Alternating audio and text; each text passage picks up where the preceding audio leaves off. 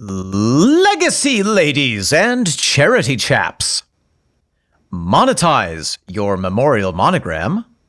Fertilize your seed money. And don't worry, Nick. I've checked this guy out thoroughly. I've done my due diligence. Great. Let's give him $500 to give us tattoos in London. It's time to talk Tull to me. No.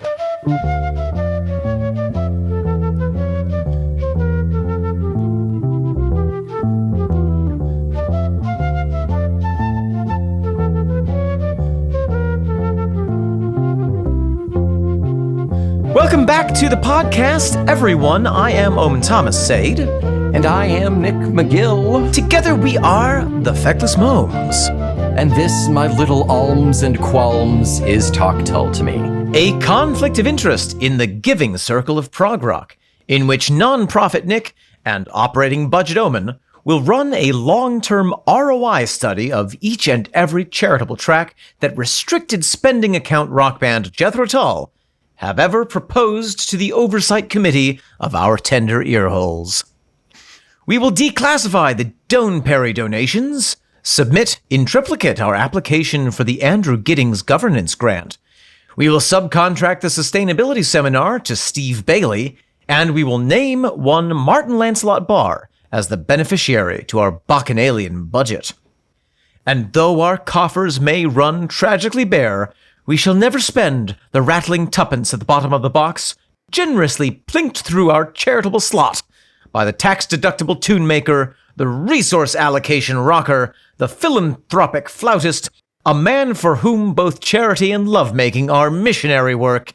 It's Ian Altruism Anderson. That does warrant a cranberry lime seltzer. That's very good. That was very good. I thought you might like that. Well, Nick, I think, we're feeling in a generous giving spirit today. I believe we are. And because of that, I think that we are going to talk Tull to all of the listeners who are currently hearing the sound of our voce. Gather around, boys and girls. Don't touch the fire. Listen up. We're going to talk Tull to Me today. But first, before we dive into the song of the day, what are we doing? Just like last week, I did a little blurb from a writer inner before everything because our middle is kind of taken up with the program. So I'm going to do that again this week.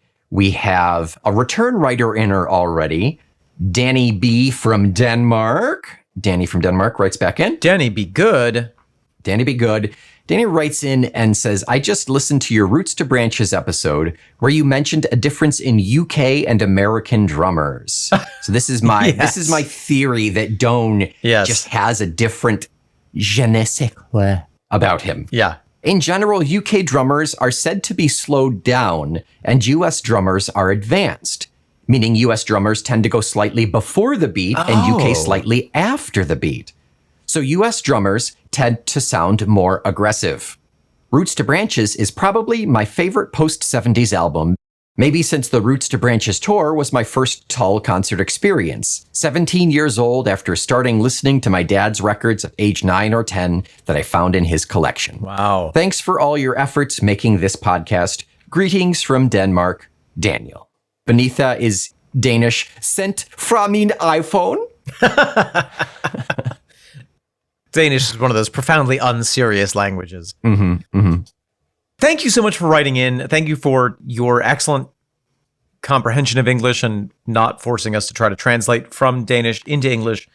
And what an interesting comment about American and British drummers. If that is the case, we are going to be able to go back and retroactively listen to some of this stuff and see if that holds true for Jethro Tull. Although it occurs to me that because of the way that Tull records typically, with all the tracks being separate, except for certain albums, I wonder if that is a factor that matters. Right. But since Roots was an album that was recorded with everyone in the same room, maybe it does factor in. With that attempt at a live feel. Yeah. So quite interesting. Yeah, thank you, Danny. Thank you so much. Thank you in Danish, whatever that is. Tusen tak? That's Norwegian, but it actually... Oh, that's Norwegian. But it might be the same, because Denmark owned Norway for a lot of history. It's just tuck. Tuck. Tuck, Danny. Tuck. Tuck Tull to me. Mangitak is thanks very much. Wonderful. Wonderful. Omen. Nick. Omen. That was all I had for correspondence. So, shall we dive into the track today? I am so excited to do it. I can barely contain it. I am truly beside myself with excitement. There it is. So this is... Oh, that's right. I was going to say this starts side 2, but it doesn't. It starts side 3 because this came as a 2-disc vinyl. Side 1 is Roots to Branches, Rare and Precious Chain Out of the Noise. Side 2 is This Free Will, Valley and Dangerous Veils. Now we are starting side 3 with Beside Myself, Wounded, Old and Treacherous. Then our final side takes us to At Last Forever, Stuck in the August Rain, and Another Harry's Bar. But we are on track 7, the opener for vinyl disc 2. So, Nick, does that mean that the track listing is in a different order on the vinyl than it is on the CD? I mean, it's possible, but I don't think the track list changed around at all. Nice consistency there.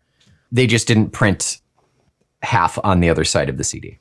Understood. Yes, because that would not work. No, that's not true, actually. You never saw the 2-sided CDs? Sometimes it's pretty rare, but I saw a couple of DVDs that had like one movie on this side and one movie on this side. Interesting. Well, why don't we jump in with 2 feet to Beside Myself and have a listen.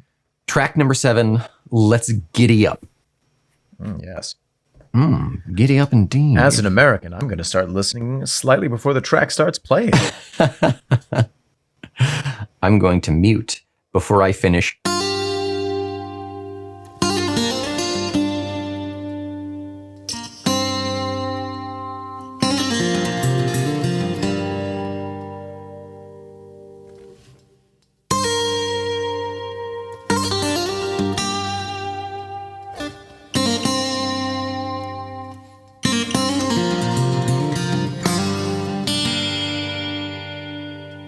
Nick McGill. Omen, 6 minutes of Beside Myself. Yeah, which really makes it 12. Oh, it's cyclical. It's the Ouroboros of Tull songs. Yeah, it's eating its own fermata. What's fermata? Well, actually, it'd be eating its own coda. Oh, fermata is a... Fermata is where you hold the note. If a note has a fermata on it, it means just hold it until the conductor says to stop. Gotcha. Coda is like go back to the beginning and start again. Yeah, and coda actually literally means tail. Oh, cool. Yeah, in Latin. Latin. That's how you pronounce it. Yeah. Latin.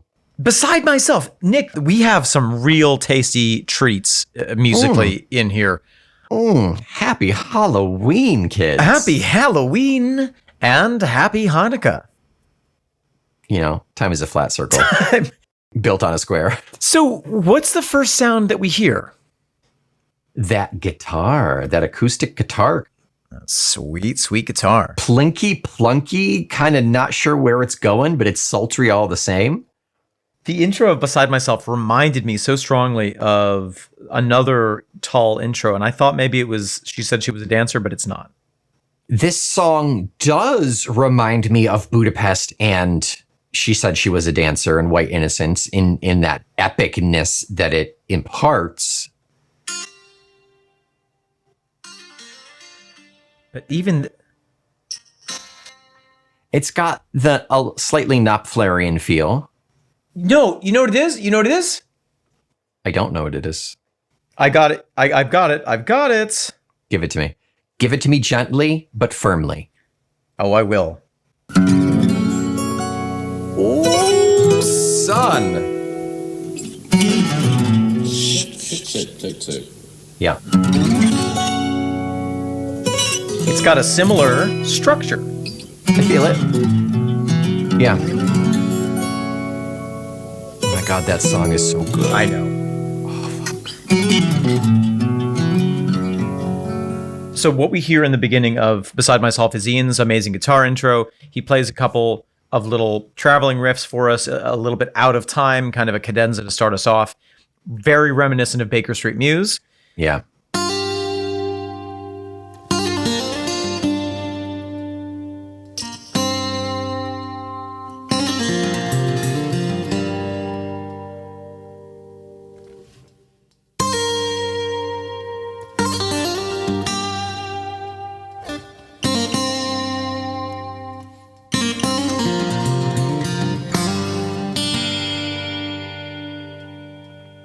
But longer and better guitar playing, in my opinion. I mean, it's 170 years later, so Ian has gotten better on the guitar. His hand prosthetics have really have come in. Got It's upgraded. advanced. Yep.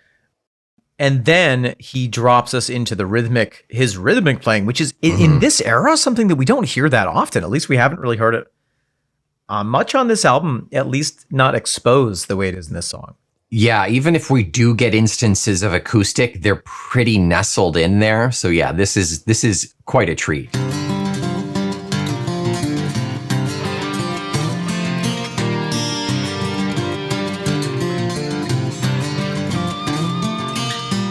The first full minute and 14 seconds of the song is really just Ian's acoustic, his voice, and then a little bit of Martin just kind of peeking out of the blanket like a ferret when you're trying to change the sheets on your bed.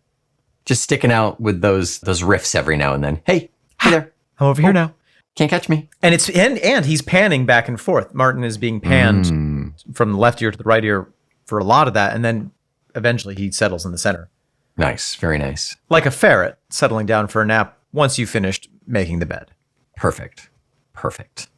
And then at that, about 1:15, drums and synth come in, and I'm presuming bass too.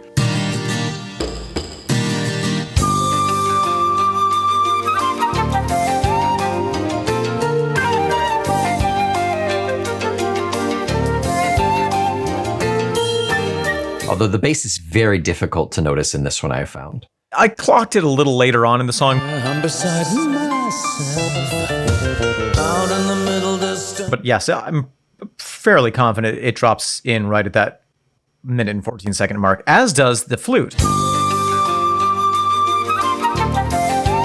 I would characterize this as a dark sound, a dark, contemplative, but beautiful sound. Yes. Yeah.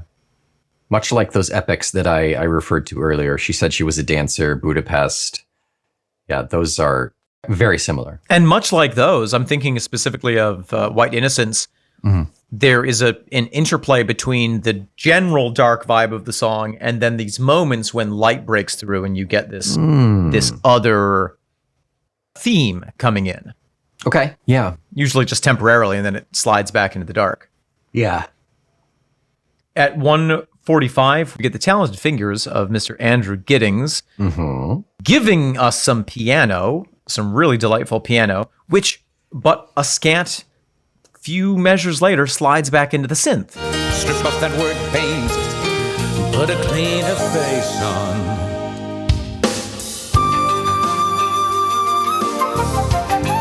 That's one of those instances where it does turn light. Yes. And typically, I think in this song, the piano is giving us that lighter feeling, and the synth or organ, Giddings must be switching between about 6 or 8 different settings on his keys during this song. Oh, yeah. He's fast fingers. Or he's got Got the side-by-side, yeah. Yeah, I was thinking it's like an the back-to-back. like an assembly line of keyboards that they, like when you're checking out the groceries and they push a button and the next keyboard slides to you. There you go. That makes more sense. I think that's probably than two. it. Yeah. But yeah, the synth is giving us these dark sounds. We get some really interesting sounds from the synth later on that start to mimic that Indian string section. Yeah. It's a beautiful moment when both Giddings and Ian. The flute. Yeah, and they're both sliding the notes. So we get that instead of ba-ba-bum-bum, we get wow, wow, wow. Yeah. Wow, wow, wow, wow, wow. Oh my goodness.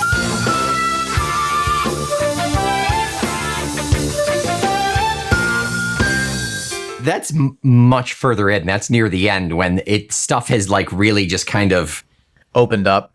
amassed and become this conglomerate of this sound.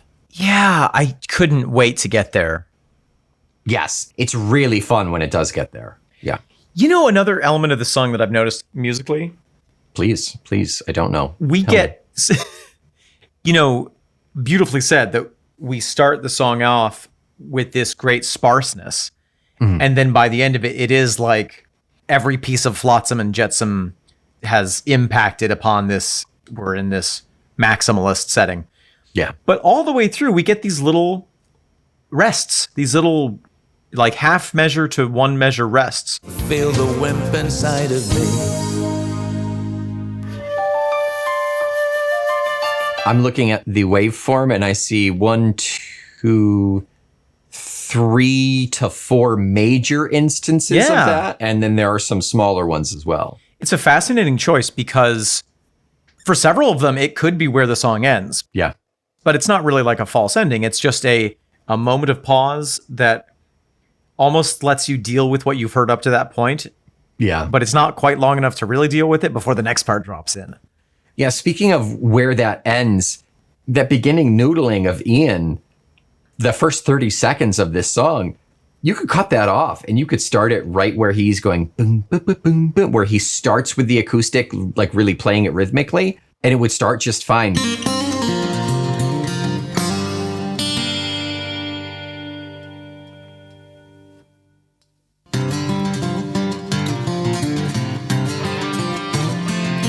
But that lead in, much like Baker Street Muse, very good catch on that. Much like that, it just adds so much to it. It adds so much character and personality, and there's a person behind it, as opposed to, now I'm listening to rock song. Yeah, you could cut it if you were a heartless hater. Yeah, a monster. Of feelings and art. Yeah. A soulless automaton. You were so close. Automaton. A soulless automaton. Soulless ottoman that I rest my feet on. Also, speaking of endings, there is no abrupt ending on this. So we do a fade out. It's really interesting choice, especially given the desire that Ian stated to make a live sound. I had my headphones pretty well turned up, and I felt like I could detect right at the end what sounded like a more traditional ending. That bum, bum, bum, bum, bum, bum. There's still some noodling. There are a couple of interesting choices on that fade out. Yeah. That are still like, if you're really listening, you can hear it. It's like, oh, that would have engaged me had I been able to hear it better.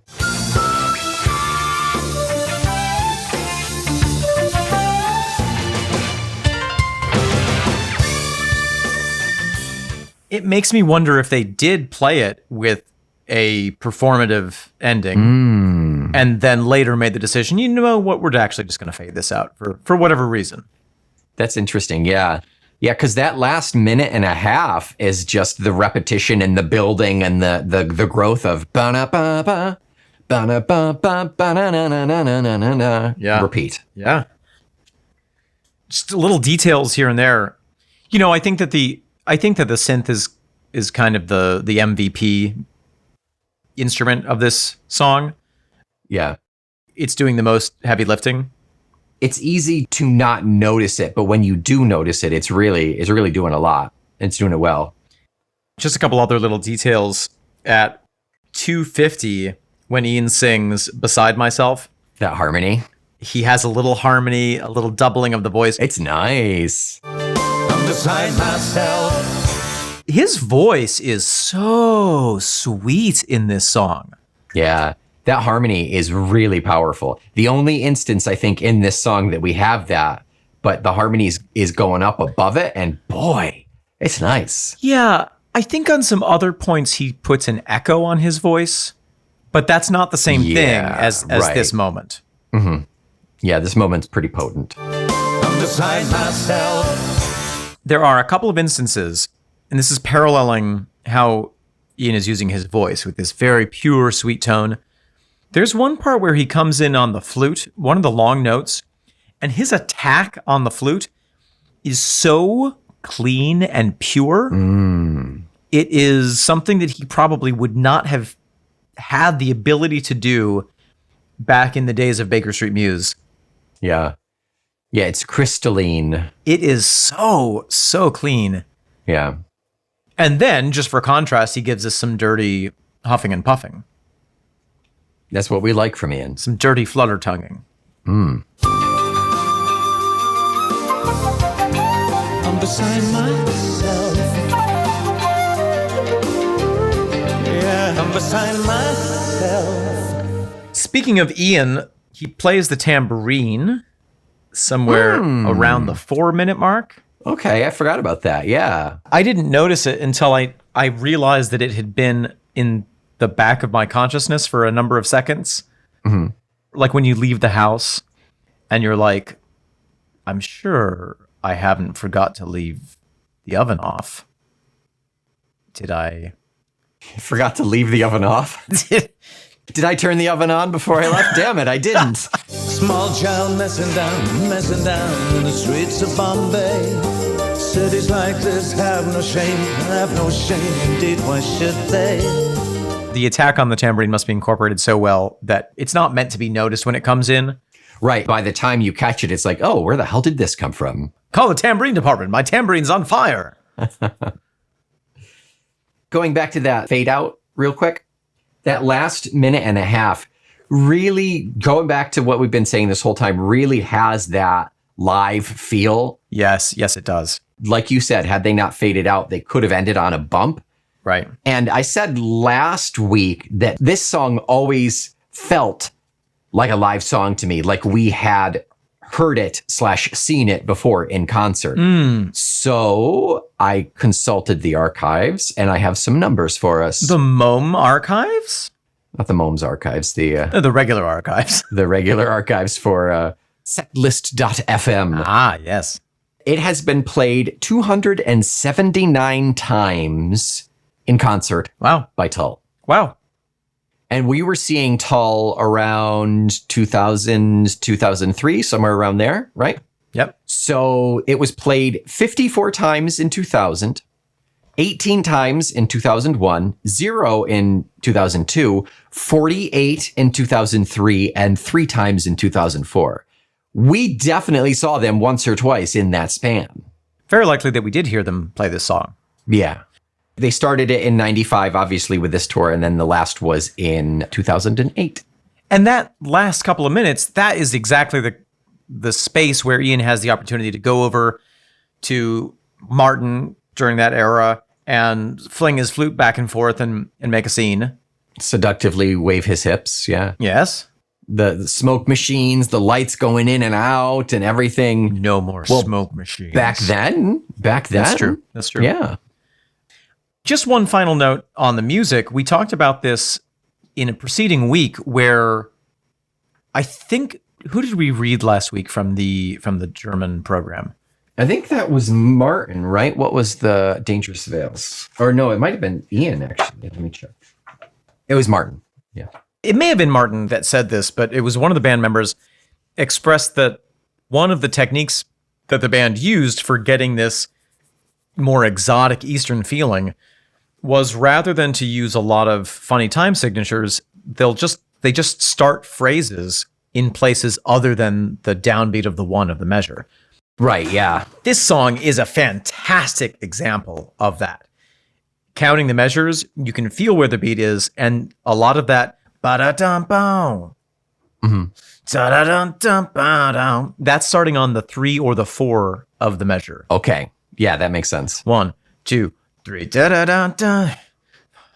Ba-da-ba. So it gives you that off-kilter feeling, that feeling that something is exotic or strange, and then combining that with the syntharella, it's effective.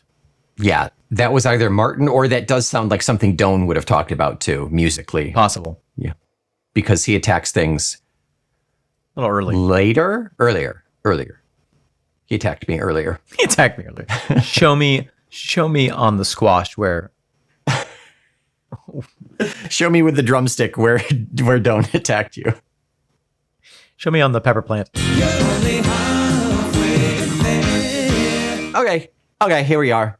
Halfway. Amen. So we are back to our German program here. This time we are on the unpacked luggage of one Mr. Andy Giddings. And we have him looking sharp in a straw fedora. Oh, yes. And then his luggage yonder. A little travel jacket, like a taupe-colored travel jacket. Yeah, that looks nice. He looks like the sort of gentleman that Indiana Jones might meet in a market town. Right, and who would betray him because he's really a Nazi. I did not see that coming. Well done. Well done. Luggage type. Delsey midsize with cross-country wheels and fog lamp. Very good. The list of things in his suitcase. Impractical cream-colored jeans and assorted legwear. M People songbook. This group's records are never off my turntable, and I often spend a relaxing evening at home following along with the lyrics just for fun. And M People is an English dance music band that formed in 1990 and achieved success throughout most of the 90s. In December 2016, Billboard magazine ranked them as the 83rd most successful dance act of all time. Wow. That is M People. Nice. How exciting. Toilet bag containing emergency hot chocolate and tea bags. Yes. Nail brush, spot cover-up, lip balm, plasters, Imodium tablets, electric shaver, toothbrush, and about £2 in assorted foreign currency. Multiband radio, airband, police band, CB, and FM. Wow. On holiday recently, I had the great fortune to find lying on the ground about 50 pounds in local currency. I deliberated for at least half a minute as to whether or not to hand it over to the nearest policeman. Never do that. The policeman will never do anything with a $50 bill. Let's just be honest. I then spotted this radio in one of those stores that sells everything from light bulbs to lard. It was a real bargain, and I spent the rest of the holiday at the end of the airport runway tuning in over Roger.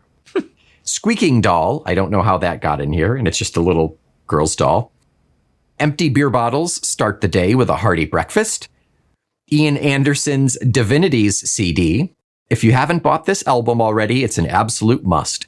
I'll bet the person next to you has it. In fact, you're probably the last person in the whole theater who doesn't have it. Some other guy is playing on it too, but no one's heard of him. Presumably, Mr. Andy Giddings. Yeah. Feather duster / tickling stick. I use this for removing dust, cigarette ash, dandruff from delicate parts of my keyboards. Honestly, I was actually caught buffing my car with it by a neighbor. I wasn't invited to their barbecue that evening. Toilet roll. Well, you just never know, do you? Smoking permitted sign. As I'm the only smoker in the band and the United States, I can, with this sign, create my very own smoke-filled environment anywhere. Wait, this is Giddings? This is Andy, yeah. Oh, interesting. Yeah. Bag of dirty laundry and washing up liquid. Anything that makes bubbles and smells good is okay for doing your own laundry in the hotel basin bath bidet. Washing up liquid takes longer to rinse out than shower gel, shampoo, mouthwash, but it leaves my hands baby soft. But, oh my God, anyone listening to us, please don't wash your clothes with mouthwash. In a bidet. Also not in there, please. I mean, goodness me. I mean, any port in a storm, I guess. Inside his actual suitcase, photograph in jacket pocket. This is one of those happy coincidences that only occurs once in a while. The photograph features one Eric Bourdon, with whom I had the pleasure of touring over a number of years. He's actually asleep in my suitcase, lying on the very jacket from which the photo protrudes. He's such a goof. I can't remember if the concert we had just played was good or bad. By the looks of Eric, it didn't seem to matter. And then on to the back with Andy talking about the actual song itself. We've got a nice picture of Martin looking sleek and sexy, Jonathan Noyce looking like he's in his pajamas, Ian Anderson posing for a Kmart ad, Andy Giddings looking like the hip high schooler, and Doan Perry looking like he's from The Omen. Oh yeah, he does. He looks like he's the new priest. No, The Omen is the demon child. The Exorcist is nude priest and old priest. I was thinking about the nude priest and the old priest. He's shooting Manson lamps out. Okay, beside myself from Andy Giddings. I learned quite early on in my involvement with Jethro Tull that the role of the keyboard was to be one of a complementary nature, rather than layers and layers of things blotting out the rest of the instruments. So when Ian took his guitar and played me the riff that introduces this piece, I was both surprised and excited when he said, "Then I want the keyboard to take over the riff in verse 2. We agreed that the transition from guitar to keyboard might prove interesting to say the least, but I experimented with some basic sounds, and the track quickly took on an identity all of its very own. We had no idea when we recorded the backing track of the lyric or melody, but when Ian suggested some kind of Indian Eastern string line in the chorus, I had some idea of direction. Weeks later, I heard the track with vocals and flute, and the whole concept was there in my headphones, with references to faraway places we'd visited and the consequent frustration that accompanies encountering another culture. The desire to, quote, change things for the better, end quote. And the realization that intervention of any kind would not only be futile, but unwelcome. The track reflects these mood swings, switching from the intensity of the verse to the relief of the delicate bridge, and then back to the crux of the matter, the chorus, I'm beside myself. We should have just read that instead of doing the whole first part of the podcast. And the second part, he just explained the whole And the damn second thing. part, yeah. Thanks, All right, good night, Andy people. Giddings. It was fun, Andy, for the special guest, and come back next week. And now for our outro and sketch, Mr. Andy Giddings. Mr. Andy Giddings, ladies and gentlemen. Yes, interesting, fascinating, very funny, good sense of humor, Mr. Andy Giddings. Yep. And I believe all of the keyboard players had to have A sense of good humor. sense of humor Yeah. to work in Jethro Tull, other than Ms. D. Palmer, who was just the sweetest little button, I think. And now, Omen, I believe you have something you would like to discuss, yes? Oh, yes. I think that, given the topic of this song, which is trying to make the world a better place and the tensions that come with that, I thought it would be great to just review some of the actual charity work that Mr. Ian Anderson has done over the years. And you know what? There's a fair bit of it. I think that's a great idea. So starting off, and in no particular order, we have the Little Cat Rescue, Small Cat Rescue. So Ian has for many years supported the rescue efforts of cats of various kinds. He's done many events around the world in support of local organizations, and he also started his own organization in England, which aims to support small to medium-sized cats who are recovering from various things. So that's one aspect of Ian's philanthropic work. As we've also mentioned a number of times, every Christmas he plays essentially a free concert to support a local historical church. Right? Correct. And I think he's been known to do that on more than one location and on more than one occasion. It's not just one church, is it? Or is it just the one? No, I think he goes to a different one every time. Right. I think so. And then probably the biggest thing that he's done that I'm aware of was bought up a large swath of wildland on the Isle of Skye, and upon his leaving it, he left it to the John Muir Society, meaning that it will be preserved in conservation for forever. So Right.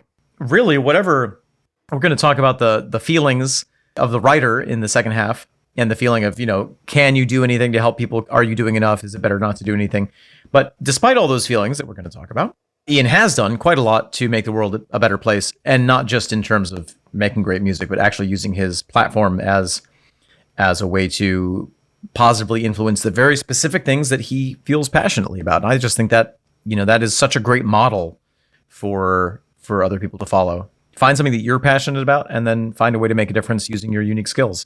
Right. He uses his powers for good. He's grumpy while he does it, but by gummy, he uses his powers for good. He's supposed to pet some cats. My voice stopped. Yeah. Just done. There are probably other philanthropic activities that Mr. Anderson has done that we're not necessarily privy to. I'm sure, yeah. In fact, one could say that meeting us for a few moments backstage at the London Palladium was an act of charity. The greatest act of charity. It rivals Make-A-Wish. It does. Make a mome.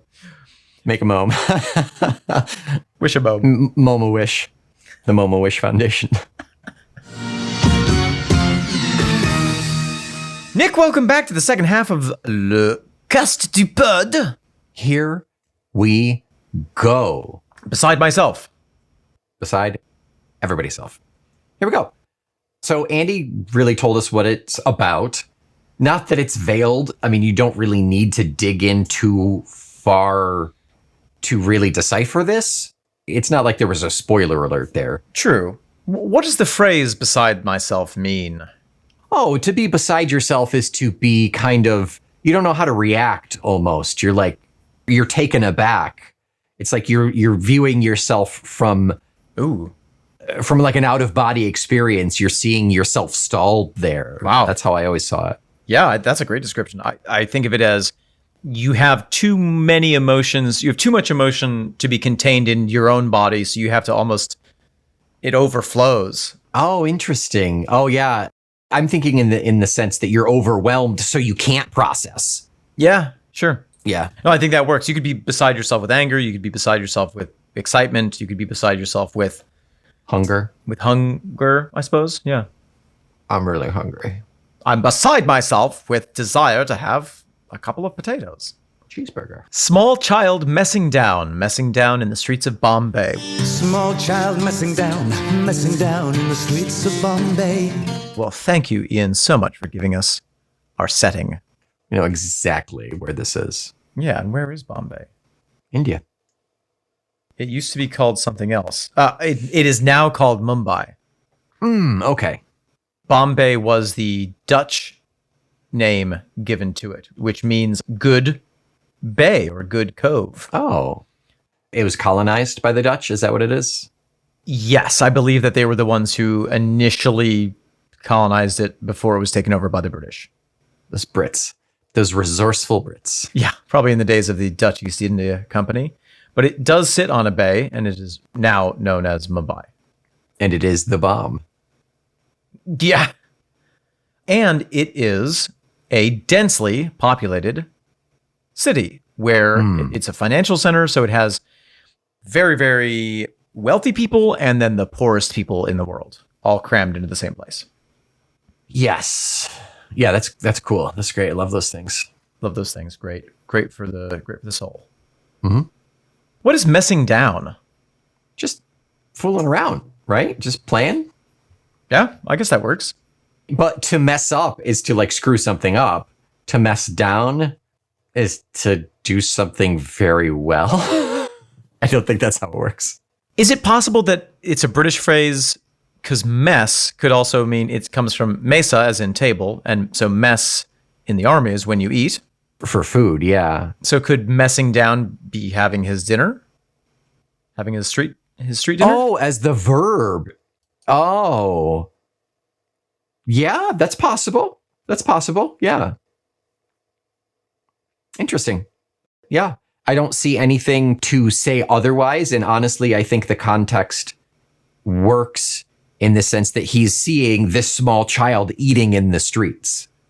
That is our shocking opening image. For just the price of a cup of coffee a day, you can provide a cup of coffee for this child every day. You could mess down a child. Right. So whatever this child is doing, small children to the Western sensibility shouldn't be out in the streets by themselves in this big, dirty, busy city. Yeah. He continues, cities like this have no shame. No shame indeed. Why should they? Cities like this have no shame, indeed, why should they? That is a fascinating kind of philosophical nugget there. Yeah. Who am I to ascribe what is shameful to them? Exactly. Yeah. If we were to read between the lines, I think that maybe what we're seeing is a little bit of the Indian caste system in operation. Sure. That the caste system dictates, well, this caste of people, because of their birth, are beggars, are untouchables, and that's just the way it is. So that's the way it's been for thousands of years, so why would it be any different now? Right. I do think it's really fascinating that we get that premise of, look at this, who am I to judge? As our second line, it's not a reveal at the end. It's not our final verse of saying, yeah, all that's really bad, but I'm just a foreigner. Like, this is our thesis right here is bad. Who am I? Yeah. I'm in no position to judge this, and yet it is affecting me deeply. Yeah. Out in the middle distance, several tragedies are playing. I'm beside myself. I'm beside myself. Out in the middle distance, several tragedies are playing.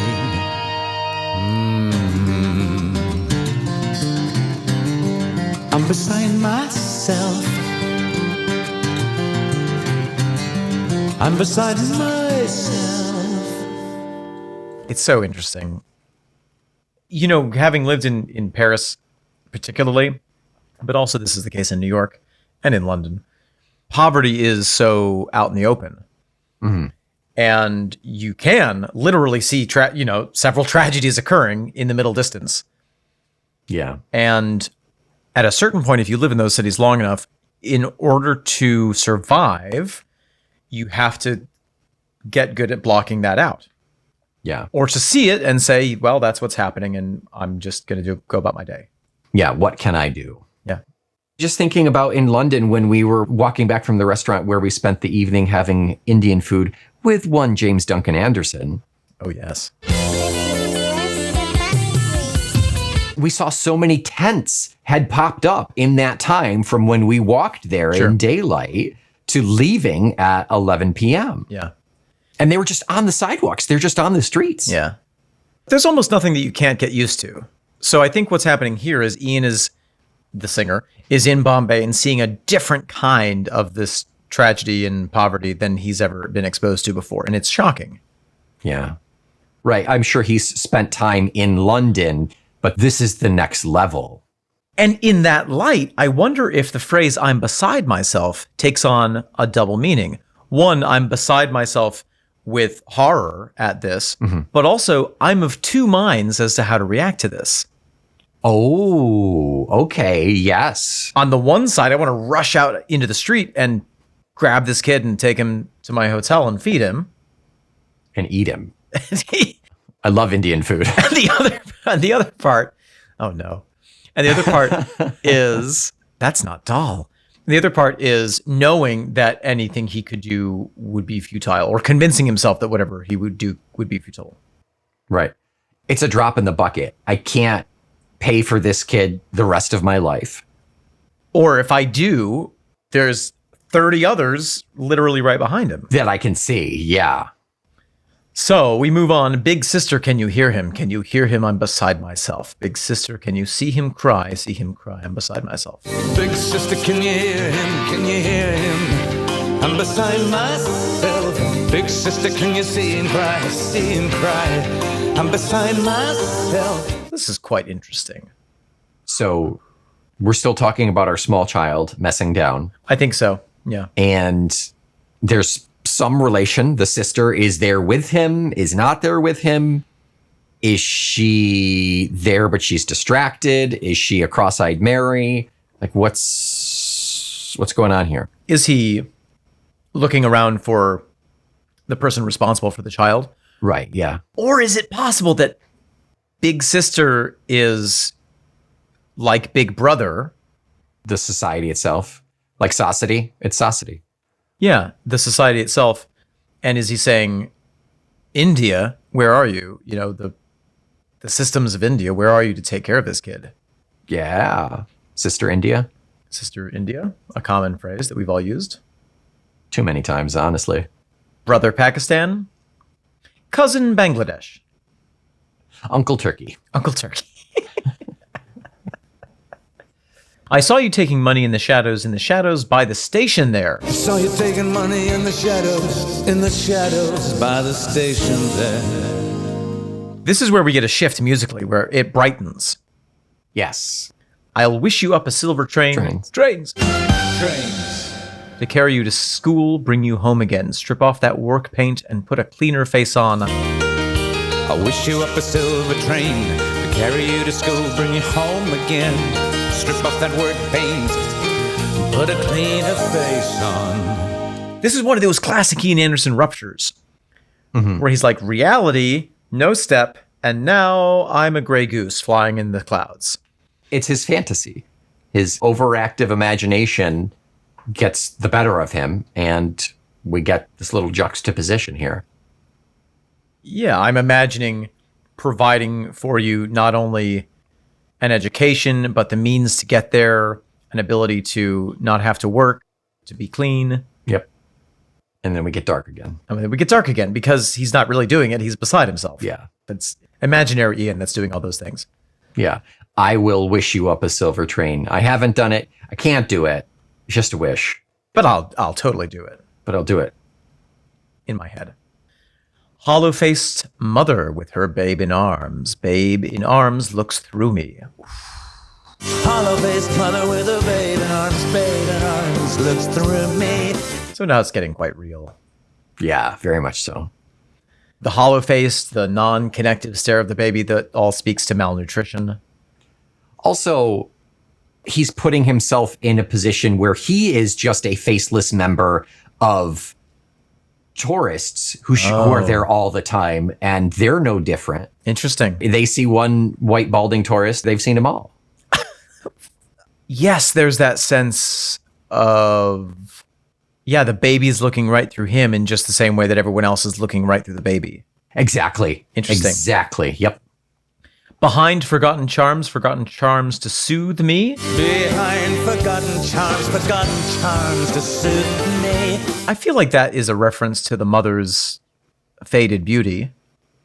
But I could be wrong. I don't know. Yeah, that one, I'm trying to figure out who it's actually referring to, whose charms they are. It could be he's thinking about all the good he's done in the past and saying, well, I've done that, so I don't need to do anything about this. Ah, yeah. I like that in the sense of it being soothing. I've done it before. Right. I will do it again. Just not right now. It's not happening right now. Yeah. I like that. I do like that. Then we get one of my favorite lines of this whole song. Mm-hmm. Between the guilt and charity, I feel the wimp inside of me. Oof. Between the guilt and charity, feel the wimp inside of me.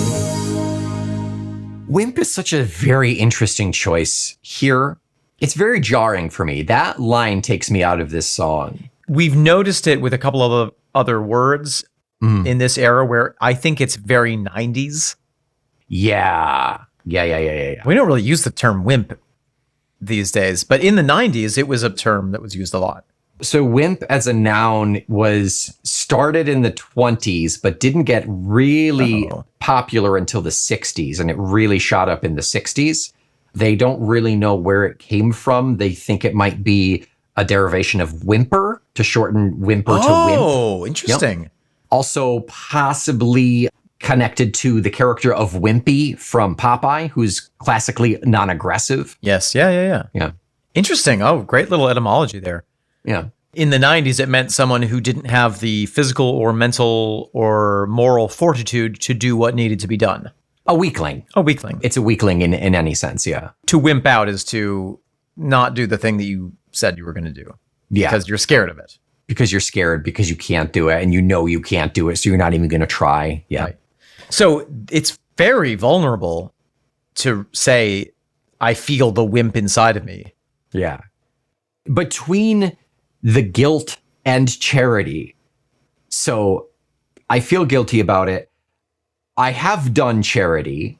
Or I could do. Or is that I could do charity? Or both. And then I feel the wimp inside of me. Regardless of where I fall on this spectrum, there is a weakness here. It's a losing proposition. Yeah. For the observer. Right.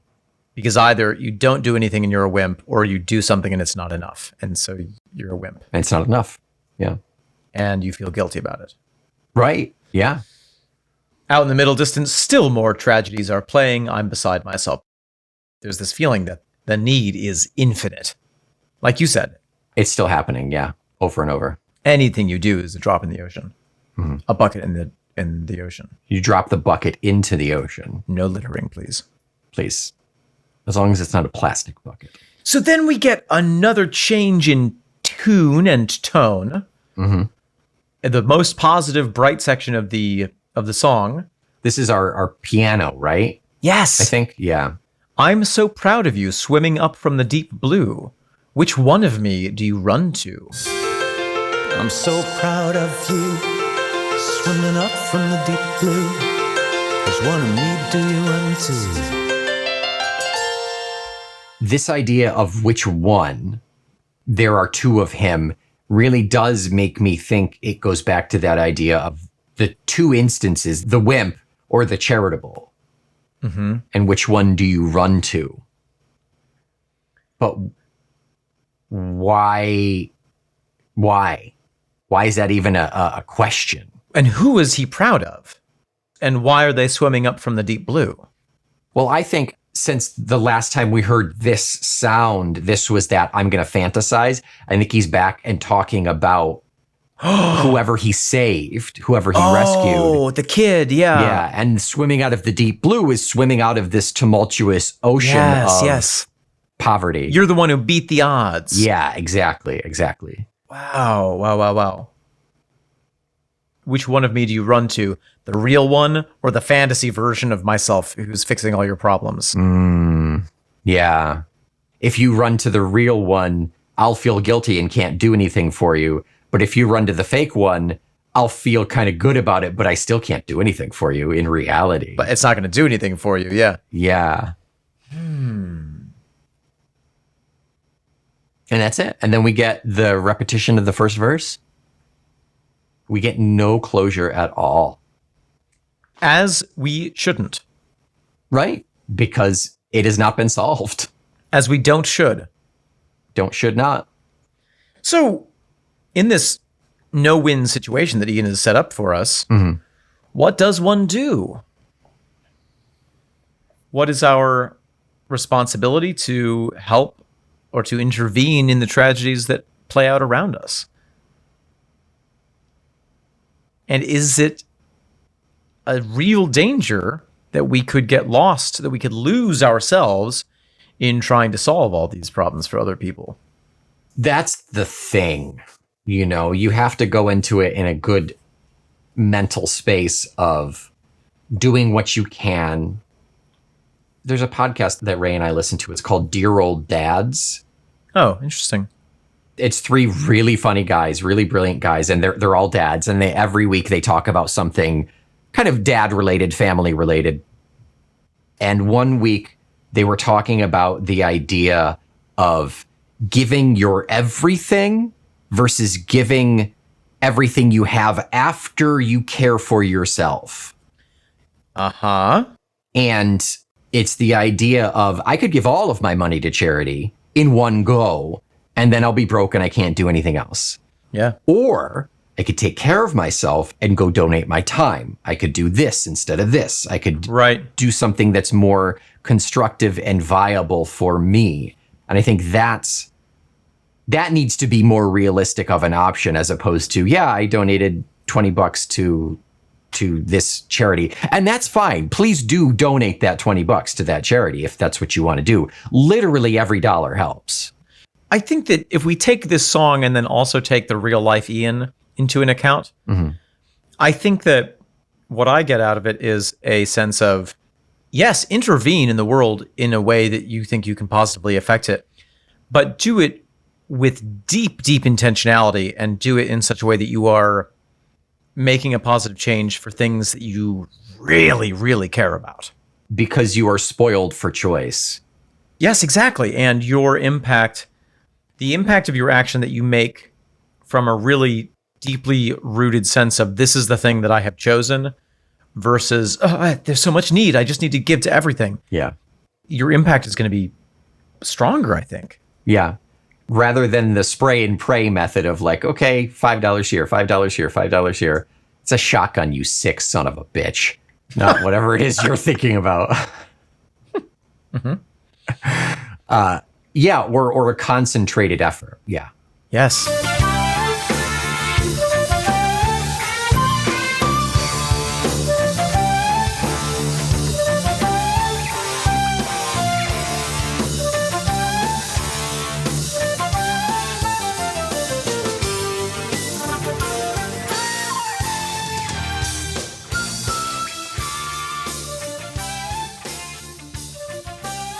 Nick! Omen!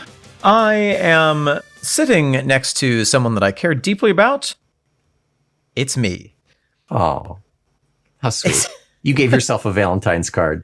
I did. What are we talking about next week. Next week, track number 8. Very nearly done.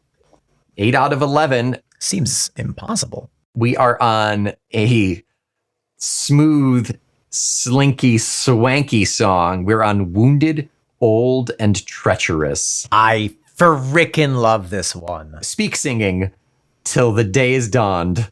Speak singing until you run out of breath. Ugh. Until next week, Nick. If you want to join our wonderful Discord community, you can do so by simply joining our Patreon, getting access to our Discord chat there. You can do that at various levels. Some give you some things, some give others, and you can support the Feckless Momes in our weekly creation of this podcast, similar to charity in some ways. That's right. We are not a 501c, for the record. Just legally, I have to say that, I think. Yeah. But until next week, you know what? I'm so proud of you, Omen Thomas Sade. Your forgotten charms soothe me, Nick McGill. We are small children messing down. We are the Feckless Momes. And this is your imaginary silver train. Talk Tull to me. Toot toot.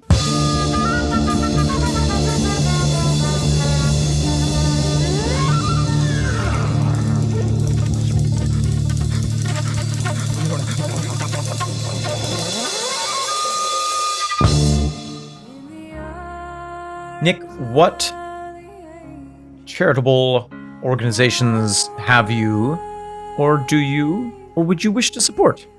I gave money for the charity that you did when you ran to raise money for your mother, or the Cancer Society. Did you? Did I send you a thank you card? No, you didn't. You son of a bee. You must have been anonymous. No, I put the Feckless Momes on there. I never saw it. It must have come through a weird way. Nope, I think it was through the regular way. That's fine. It's fine. I also gave money to Adam Kreitinger, who is the guy who's inspired me to get into puppetry work. He's the one who has the brain tumor. I'm actually going to go see him on Friday. He's got an exhibition in Buffalo that I'm going to go see. Wow, how cool. So I gave money for him. I gave money for Andy Sklar, who totaled his trailer. Right. I don't really ever do the big ones. Yeah. Because those feel like the drop in the bucket thing. Interesting. But if I had to choose one, I think I'd go with St. Jude's, because Robin Williams was really supportive of St. Jude's Children's Hospital. Yeah. All great causes. Yeah. And ones that you feel that are personally connected to you. Yeah. What about you? Well, as you mentioned, I raised almost like $800 for the American Cancer Society. Yeah, I think so. And when I did the marathon that I did a couple years ago, all the proceeds went to supporting health organizations and like healthy activities programs for the Navajo people who live in that area. Mm-hmm. And that was great. I really would like to do more supporting of indigenous communities here in the U.S. Mm-hmm. But, it's really only in the last couple of years that I have ceased to be a charity case myself. That's the thing, is it's really hard when you're really stretched to the limit with finances and time and energy, and it is tough. I try to always give cash to street performers, to musicians. That's right, I forgot. We always did handout bags in Ithaca too. Yeah, you did that. I remember that. Yeah, we gave out our last one like a month or two ago. Yeah. I think I've given to Wikipedia a little bit. I also, there's an amazing program called the Heifer Project. You basically donate to buy an animal or a couple of animals. It might be ducks or something. And then they give those ducks to a family who needs ducks. Right. And the whole idea is that rather than just being like, here's $10, buy some food and you eat it and it's gone. They're like, here's these ducks and here's how to take care of them. And now you have eggs forever and you can raise the ducks and sell them and you have like an ongoing sustainable income. I really think that's fascinating. And the education part is what's really, really crucial to that one in particular. That one's really, really nice. Yeah. It's the old give a man a fish, he'll ask for a French fry. Teach a man to fry fish, He'll fry you, French. In conclusion, if you feel like you are beside yourself and you don't know how to take action, just pick a charity that means something to you personally and give it what you can, even if that is simply your attention or your time. Doesn't have to be money. And most importantly, remember that Talk Tull to Me is a proud member of the Feckless Momes Audio Network. Not a charity.